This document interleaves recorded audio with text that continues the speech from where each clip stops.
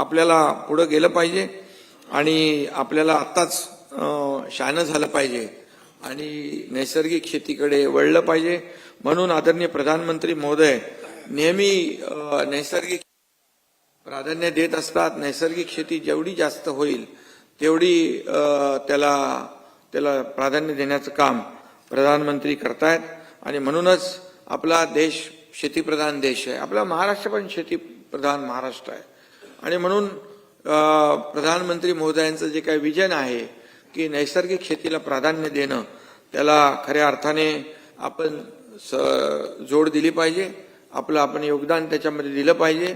आणि महाराष्ट्र मुख्यमंत्री जी यहाँ पर है, हम सबको, हमारी पूरी टीम जो है ये प्राकृतिक खेती के लिए हम लोग बढ़ावा देना शुरू कर दिया. अभी आपके मार्गदर्शन में और बढ़ेगा और महाराष्ट्र में बहुत ही क्रांति होगी और इससे किसानों को फायदा होगा.